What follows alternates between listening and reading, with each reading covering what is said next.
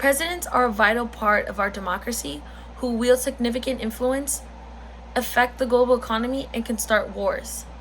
With this much responsibility, there should be a test in place to prove their ability to run for office. Harry Robbins Haldeman, former chief of staff in President Richard Nixon's administration, once wrote how his boss, Richard Nixon, wanted the Vietnamese to view him as a madman to fasten the process to the Paris Peace Accords. Presidents are the face of our country. They play a role in the direction of the economy, global peace and war, and direct impact on the lives of millions around the world. The need of a system for assessing the capabilities of one to be a president of this great nation is very, very vital. I have spent a significant amount of time researching the influence and impact of the United States presidents throughout our history to our current times to come to this conclusion. The direction the United States takes on eternal matters allows the position to shape and lead global discourse, peace initiatives, and remain the most robust economy. All this cannot be achieved without a competent president.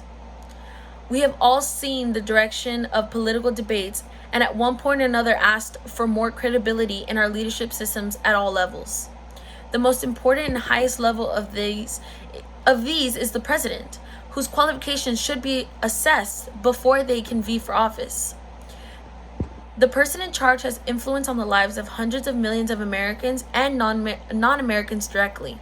Presidents can make decisions that can change the course of millions of lives, whether it's with the economy, jobs, wages, taxes, you name it. It affects us all on a day-to-day basis. Presidential decisions change the lives of millions within our borders, and the decision to detain thousands of immigrants separated thousands of children from their parents, causing severe trauma. Local presidential executive order affects millions worldwide. So a choice like that to take act on immigrants, to separate their children from the parents, and to send back parents to their main country and leave the children who were born here and have the right and the citizenship to be here but alone, and then be put in foster care, and the foster care system alone is wildly overpacked, so it really doesn't help us at all. It has a great effect on the children's lives, the parents' lives, to go back to a country where they probably haven't been for a long time, and maybe they don't know anybody. There's just a lot of things that could happen.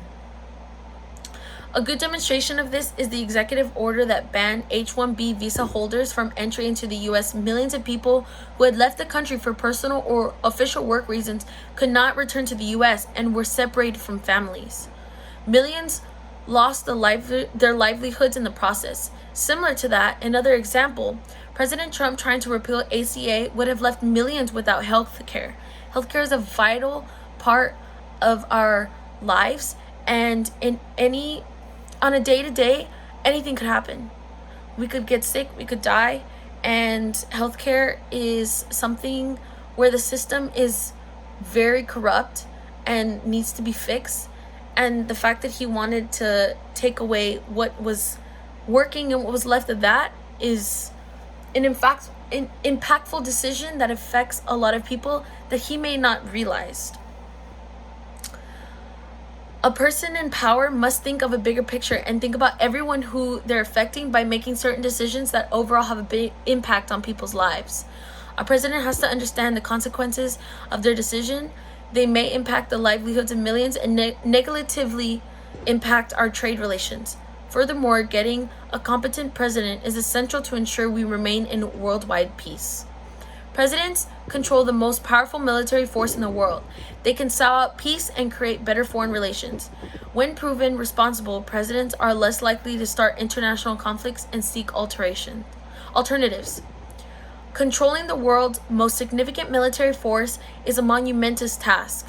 It requires a proven individual to take the role of commander-in-chief, to sow out peace, and to build better relations, such as NATO. It's a very important thing to have relationships with surrounding countries and have a good trade. with those countries so that our economy can properly work in selling, buying, and producing money.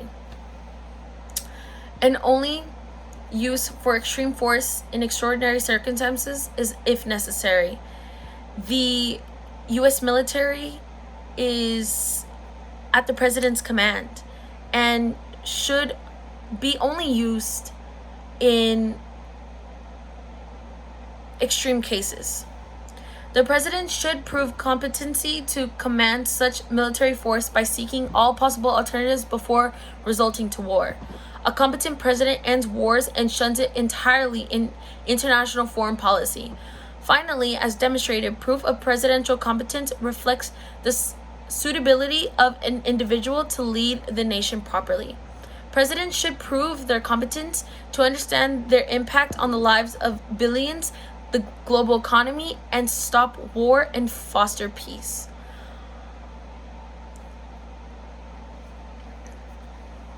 I truly believe that such a test or competency test should be in place to get down to the person's real motives and the positive things that they really want to do for our country to help us. Society and recent administrations have many more options than what President Nixon may have had to resort to. Nevertheless, it is essential to have adequate contestants in line for leadership given all that is at stake. Thank you.